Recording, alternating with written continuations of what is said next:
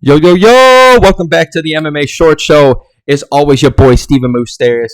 And man, guys, UFC 292 this past weekend, it's just one of them wild moments, man. I did a video last week kind of talking about it, kind of asking that question of like, as much as the odds are stacked against Sean O'Malley, as great as Aljo's looked, as great as his grappling is, it just felt like the whole thing. I was talking about it all last week. You guys go watch it. I'm sure all of us have been talking about it. Not many of us wanted to pick Sean O'Malley over Aljo. But a lot of us were like, okay, if Sean O'Malley is that superstar that we think he is, this is going to be one of those moments like we saw with like the Anderson Silvas back in the day, the GSPs. You can even say Khabib, John Jones, Conor McGregor. Like you get these certain feels with these fighters, these legends, these greats, Chuck Liddell, all these guys. You see them coming on, and you're like, oh shit, there's something special about this guy. And maybe he's not the greatest grappler. Maybe he's not the greatest puncher. Maybe he's not the greatest kicker. Maybe he's not the greatest whatever at anything. But it's just something about these fighters or her, whatever, it doesn't matter, that they get the shit done. And it's their aura. There's something about them. It's like they take their guys out of their own, their opponents or their champions out of their own mind frame and their own mindsets and what they're used to doing. And they get under their skin and in their head. And next thing you know, we got a new champion. And look what happened. It's exactly what Sean O'Malley did. And, I've already talked about it and it's all over the place. You couldn't write that shit up and how dope that thing was. It's kind of like we were talking about in Salt Lake City or whatever, where Leon Edwards knocks Usman's head off with a head kick, and then the exact 1 year later mark or whatever, you got Justin Gaethje doing it to Dustin Poirier in the same building with the same kick, kind of, and then all of a sudden, if you really look at it, as great as Aldo was quote unquote the GOAT at 145 at the time, was running through everybody, and you got just this guy that was just talking his way up, getting the Dana White privilege. And then a step back, fucking one hand or left straight. One of them clean clocks him, takes him out, and it's literally like picture perfect, exactly what Sean O'Malley, what he did, just opposite side with the right hand, what he did to Aljo, and with the same kind of thing where Aldo and Aljo, I think it's weird how their names are pretty damn similar.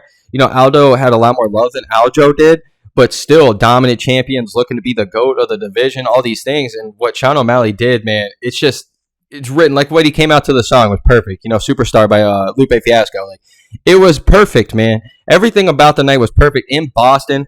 One of the most racist cities in the world, that's for sure. When they were yelling "F you, Aljo," it was funny. Don't get me wrong, but it's just when you look back, because I'm a big NBA guy, and what you've seen Boston say to LeBron and some of the things that they were saying back in the day to Kobe or to Jordan and all whatever Boston, let me tell you what, there's some dirty motherfuckers out there. But still, it brings phenomenal fight cards. It brings phenomenal, energy, all these things. So, it was just a picture-perfect night.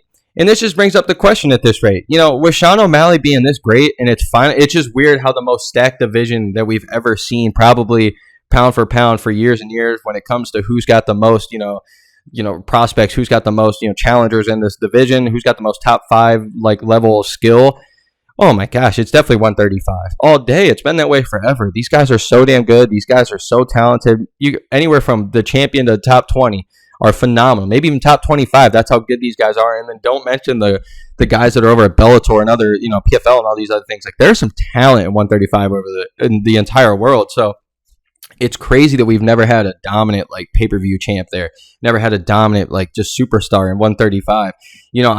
I personally thought that clearly Dominic Cruz missed his whole. I think he just missed the window. I think he just came a little too early, and then by the time that he actually started to get into the whole social media era and stuff, that's when he started to lose, starting to get a little older. Cody Garbrandt takes him out. I really thought T.J. Dillashaw there for a little bit was going to do it, but then pops, loses to Cejudo, all these things. So every time somebody gets to that level, they either lose because this division's so damn good, or they just, it might be the lower weight, or maybe just not that as exciting. It just seems like we never get that pure champion. We never get that. Piotr Jan was really fucking phenomenal, but I think it was a language barrier. And it's crazy to sit here 30 years later at the UFC, and we finally have our first, king at 135. And I don't want to say it like a king, like he's the best talent there or whatever, because I'm sure there's other people that can get him. But it is really damn cool to see. And, shouts out to the guy. And I hope this goes as great as it can possibly do. And it just brings the question is how long can he keep this up? How long can he go? How long can the Suga era last? And, the number one thing for me is if this Chito fight really does happen, if we're being honest here, just take back and just step away, take your bias, everything away. For the last few performances that Chito's had, I do think Sugar Sean probably gets that done. I think he does right that wrong. I really do. So, even if he does, let's say he does, though, hypothetically. There's realistically, I think, two people out there that really scare me when it comes to Sean O'Malley, and it's Corey Sandhagen's one of them. But luckily for Sean, Corey Sandhagen's hurt, blew out his tricep or whatever, so he just had full surgery on that. And it's more so just because of the length. That's the only one where Sean O'Malley doesn't have like the crazy like height advantage, the speed advantage, everything like that. Like Corey Sandhagen's that dude. But the one thing that kind of helps me with the Sean O'Malley thought with him beating Corey Sandhagen is that Corey's been a lot more in grappling recently. It's been a lot more like we were talking about. Once you get to this certain level, man, like we saw with GSP, lost a lot of love back in the day from people because GSP turned into the boring, I'm a grapple, I'm a grind out wins because decisions, guess what? It might not be as pretty, but it's way easier on my body and it's way safer for my brain. And I'm way too talented to be just giving these guys puncher chances like Matt Serra. And that's what happens. And Corey Sandhagen's been using it. And I think that takes away from his striking a little bit. So I think Sean O'Malley could probably do it.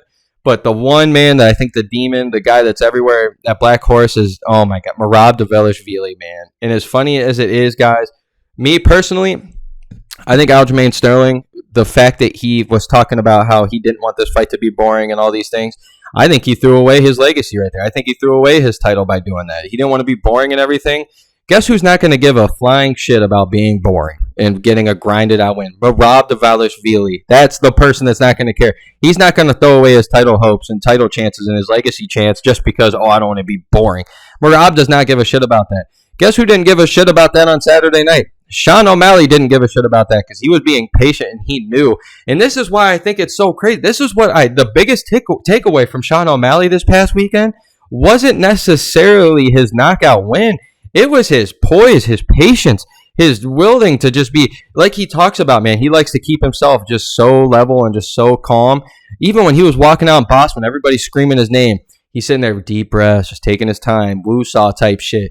And then, even though it's one of the fucking dopest moments I've ever seen in my life when Bruce Buffer's sitting there and they both are like kind of eyeing each other before the intros even happen.